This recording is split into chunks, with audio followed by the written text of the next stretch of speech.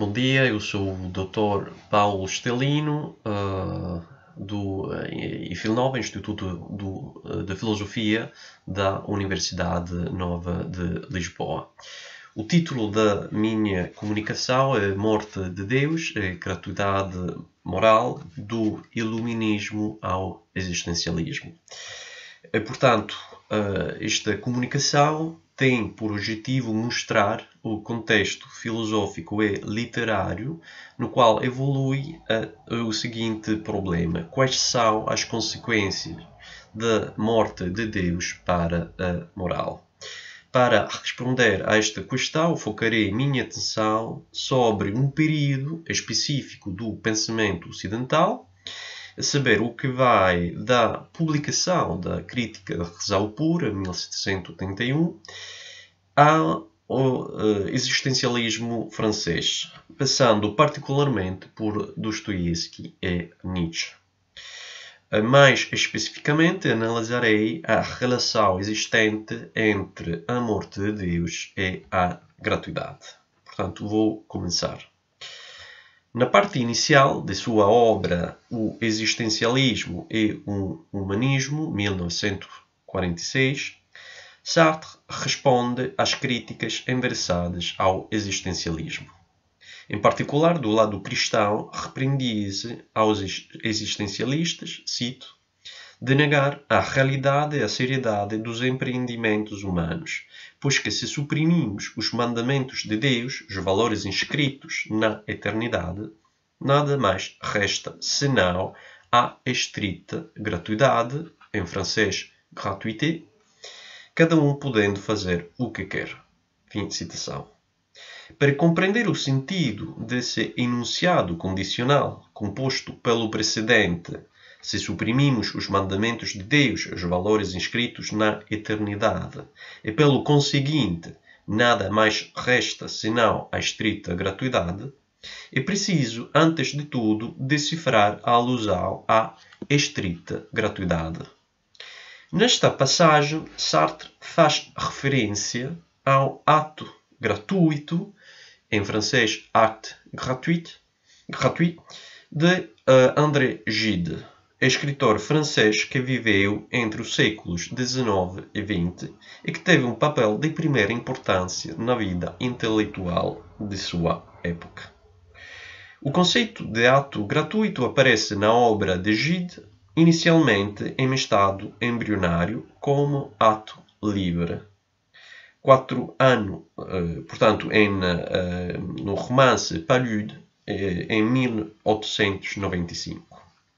4 anos depois, Gide publica O Prométeu mal acorrentado, em francês Le Prométhée mal enchaîné, 1899, onde ele dá a seguinte definição de ato gratuito. Cito: um ato que não é motivado por nada, o ato desinteressado, nasce de si, o ato também sem finalidade, portanto sem mestre, o ato livre, o ato autóctone. É todavia somente com a publicação dos Porões do Vaticano, em 1914, que a atenção do grande público é atraída para o ato gratuito. Portanto, estamos a falar de um outro romance de André Gide.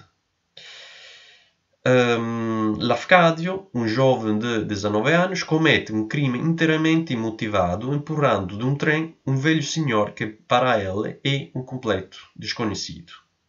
Este crime é gratuito no que não tem motivo nem justificativa aparentes. Não se trata de um roubo, nem de uma vingança, muito menos de um crime passional. No entanto, Lafcadio não é vítima de uma súbita loucura assassina. O crime é premeditado e pensado, mesmo se Lafcadio tenha afirmado, mais tarde, que ele matou, cito, como em um sonho. O ato gratuito de Gide se inscreve num contexto cultural bem específico. Gide não é o primeiro nem o último a falar de gratuidade, mesmo se lhe reconhecemos o mérito de ter transformado o ato gratuito em um topos literário e filosófico. Podemos aqui pensar em Edgar Allan Poe, quem, em seu conto O Demônio da Perversidade, 1845, descreve a perversidade como, cito, um móvel sem motivo, um motivo não motivado. Ou ainda em Dostoiévski, O Crime de Raskolnikov, o herói do romance Crime e Castigo, 1866, serve a Gide de facto como inspiração para o crime de Lafcadio. Além do que, na série de conferências que Gide profere em 1922, que ela dedica a Dostoiévski, o suicídio de Kirillov, um dos personagens dos Demônios de Dostoiévski, é descrito como, cito, um ato absolutamente gratuito, quero dizer, sua motivação não é de modo algum exterior. Mesmo no século XX, podemos encontrar exemplos célebres de ato gratuito. Em O Estrangeiro, 1942, de Albert Camus, Meursault, o protagonista do romance, mata um homem sem razão aparente. Igualmente sem motivo, é o crime central da peça de teatro A Corda, 1929, de Patrick Hamilton, peça que inspira, alguns anos mais tarde, o filme homónimo de Alfred Hitchcock, de 1948. O que é mais importante no contexto que nos ocupa aqui é que o ato gratuito mergulha suas raízes no niilismo do século XIX. É por isso que, em seu estudo dedicado ao ato gratuito, Martin Reeder sublinhou que, cito, sem Dostoiévski e Nietzsche, o ato gratuito, sua pré-história, sua estrutura e sua realidade não seria pensável. A fim de esclarecer a relação entre niilismo e gratuidade, é pertinente distinguir as duas questões seguintes. Primeira questão, pode existir um ato gratuito? Segunda questão, como é possível um ato gratuito como o de Lafcadio? A primeira questão concerne a possibilidade metafísica de um ato gratuito e remete à dificuldade, quiçá à impossibilidade, de conceber uma ação ex nihilo, a saber, uma ação que surge do nada. Temos o hábito de interpretar tudo o agir humano segundo o esquema lógico causa-efeito. E uma ação motivada por nada, ou nascida de si mesma, para utilizar as palavras de Gide, parece escapar a este esquema. Aliás, a vontade de realizar um ato gratuito já não constitui uma razão, um motivo para o próprio ato. Como mostra o filósofo Jacques Maritain, cito, se realizo um ato gratuito porque eu quero realizar um ato gratuito, testemunhar para mim mesmo que eu posso agir sem razão, isso mesmo é já uma razão, eu cedo a um motivo. Analogamente, é preciso lembrar que o crime de Raskolnikov, o herói dostoiévskiano do romance Crime e Castigo, que, tal como mencionado, servir a Gide de inspiração para o crime de Lafcadio, é somente aparentemente gratuito. Como Raskolnikov confessa posteriormente para Sonia, o verdadeiro motivo de seu crime era de se pôr à prova, de testar sua força, de demonstrar para si mesmo que ela pertencia à categoria dos homens extraordinários. Na verdade, como indicado em uma passagem de 1928, Gide estava bem consciente que, estritamente falando, um ato gratuito, isto é, um ato completamente imotivado, é impossível. Cito, um ato gratuito, entendamos-nos. Eu mesmo não acredito de forma alguma em um ato gratuito, isto é, um ato que não seria motivado por nada. Essencialmente inadmissível. Não há efeitos sem causa. As palavras ato gratuito são uma etiqueta provisória que me parece cômoda para designar os atos que escapam às explicações psicologicamente ordinárias. Os gestos que não são determinados pelo simples interesse pessoal. E é nesse sentido, jogando um pouco com as palavras, que pude falar de ato desinteressados. Fim de citação. A segunda questão, a saber como é possível um ato gratuito como o de Lafcadio, já concerne a possibilidade moral de um ato gratuito. Portanto, possibilidade moral já não metafísica. É esta possibilidade que a referência sartreana à estrita gratuidade em o existencialismo e o humanismo remete. Em outros termos, trata-se de compreender quais são as condições ou precondições que torna moralmente possível um ato gratuito, tal como o de Lafcadio. A fim de responder a esta questão, é necessário considerar o que Herder chama de a pré-história do ato gratuito. Esta pré-história é formada em particular por Dostoiévski e Nietzsche com o nihilismo de sua época. Desculpa-me.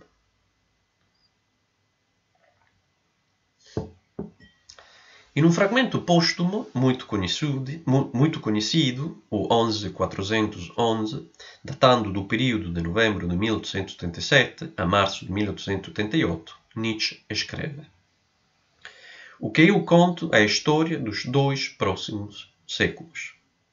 Descrevo o que virá, o que não pode mais advir de uma outra maneira, o advento do nihilismo. Esta história pode ser relatada desde já, pois é a própria necessidade que está aqui em curso." Segundo Nietzsche, o advento do nihilismo se revela necessário, pois, a partir da morte de Deus anunciada pelo insensato de Agaia Ciência, aforismo 125, a interpretação moral cristã do mundo rui. Esta interpretação, explica Nietzsche em sua célebre nota do Lenzer Heide, dedicada ao nihilismo europeu. Estou aqui a fazer referência ao fragmento póstumo 571, verão 86, outono 87. Portanto, esta interpretação, segundo Nietzsche, passava por ser a interpretação. Na falta desta interpretação, cito, parece que não há mais sentido algum na existência, que tudo é em vão. Fim da citação. A partir daí, a fatalidade inelutável do nihilismo. A morte de Deus provoca uma crise cultural e espiritual sem precedente. Os valores superiores, entre eles os valores morais, se desvalorizam, deixando um vazio axiológico e normativo difícil de ser preenchido. O agir humano, privado de suas referências, se vê não somente sem justificação ou motivação última, mas também sem guia ou direção. É nessa atmosfera cultural muito particular que Dostoiévski escreve seus grandes romances.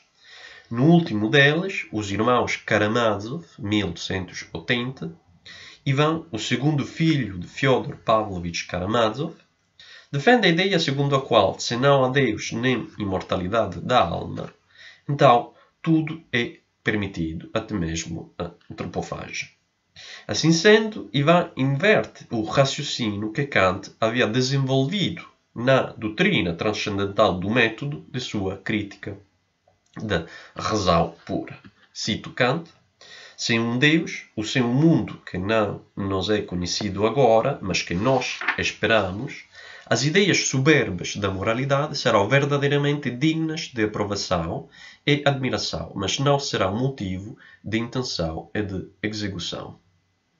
A ideia de Ivan, apresentada em várias passagens e por vários personagens ao longo do romance, fornece a justificação filosófica e, paradoxalmente, moral do parricídio cometido por Smerdyakov, o filho ilegítimo de Fyodor Pavlovich, e do qual Dmitri, o primogênito, é injustamente acusado. Os Irmãos Karamazov explicita de uma forma muito clara a passagem do nihilismo à gratuidade. Como se sabe, mesmo se a palavra nihilismo já aparece na carta que Jacobi enviou a Fichte em 1799, este termo torna-se célebre e popularizado graças a Turgenev, que o utilizar em seu romance Pais e Filhos, 1862. Neste romance, Turgenev descrevia uma mudança cultural que se produzia na Rússia. A nova geração, a geração dos filhos, tinha começado a defender uma nova concepção do mundo, uma concepção materialista e nihilista. Esta concepção estava ainda longe do socialismo radical e revolucionário defendido pelos agitadores, magistralmente representados por Dostoiévski em Os Demônios, 1873. No entanto, o ateísmo já havia substituído o Deus ortodoxo nos corações dos jovens adolescentes russos. Ivan Karamazov é um representante típico da juventude russa deste período. Seu ateísmo se apoia sobre um argumento que não é ontológico, mas sim moral. Segundo Ivan, a questão metafísica em torno da existência de Deus não tem nenhum sentido para um ser como o homem, dotado de inteligência euclidiana e terrestre. Neste sentido, Ivan não rejeita a priori a existência de Deus, ele recusa, por razões morais, o mundo criado por Deus, um mundo onde, cada dia, um número enorme de crianças inocentes são injustamente torturadas, abusadas e humilhadas. Ora, a teologia cristã descreve Deus como benévolo e todo-poderoso. Como um tal Deus pode aceitar o sofrimento infligido a inocentes? Isto é o típico problema da teodiceia. Tal como argumenta James P. Scanlon em seu estudo dedicado ao pensamento de Dostoiévski, o Deus não é benévolo, pois se fosse teria querido criar um mundo diferente. O não é todo-poderoso, pois se fosse teria sido capaz de criar tal mundo diferente. Em todo caso, a existência de Deus, pelo menos do Deus cristão, é negada. Ivan apenas faz derivar de uma maneira muito coerente e lógica as consequências deste ateísmo para a moral. Se Deus não existe, a moral não tem mais base na qual se apoiar. Por conseguinte, ela rui. Alguns anos mais tarde, Nietzsche anota exatamente a mesma lógica em seus cadernos. Em que medida, escreve o filósofo, junto com Deus, a moral tradicional também desmorona? Eles se sustentavam um ao outro. Isto é o fragmento póstumo 39-15 do agosto-setembro 1885. Assim, continua Ivan, na falta de uma moral através da qual não somente se dê uma direção ao agir humano, mas também se o restringe, tudo se torna permitido. Ou, como Sartre escreve na passagem evocada no início dessa apresentação, se suprimimos os mandamentos de Deus, os valores inscritos na eternidade, nada mais resta senão a estrita gratuidade, cada um podendo fazer o que quiser. Vemos claramente que Sartre traduz e transpõe a lógica karamazoviana em termos gideanos. A palavra gratuidade passa assim a indicar a ausência de toda e qualquer justificação, de todo e qualquer suporte para a conduta humana. Como explica Manuel de Diegues em seu estudo dedicado ao absurdo e ao nihilismo, cito, tendo perdido os seus suportes, o ato sobreviverá em plena gratuidade. É esta a própria definição do nihilismo. Fim de citação. Em outros termos, a questão fundamental é a seguinte. Se Deus não existe, como poderemos motivar, justificar, apoiar, fundar o ato humano? Se Deus não existe, escreve ainda Sartre, não encontramos diante de nós valores ou imposições que legitimariam nossa conduta. Assim, não temos nem atrás de nós, nem diante de nós, no domínio dos valores, justificações ou desculpas. Agora, é interessante notar como é possível encontrar exatamente o mesmo debate na época do Iluminismo. Portanto, por uma parte, temos os crentes que argumentam que sem Deus não há lei moral, e por outra parte, temos os filósofos, muitos deles são materialistas, que defendem a ideia de que, como escreve Helvétius, a moral, aqui cito, a moral fundada sobre princípios verdadeiros é a única religião. Helvétius escreve isto na sua obra do Homem, das Faculdades Intelectuais e da sua Educação, 1776. E eu não vou poder falar disto, não vou poder entrar em pormenores, mas pode consultar o texto de Jacques Domenech, L'éthique de Lumière, sobre este problema. Aqui termina a primeira parte e pronto, vou retomar a conferência na segunda parte.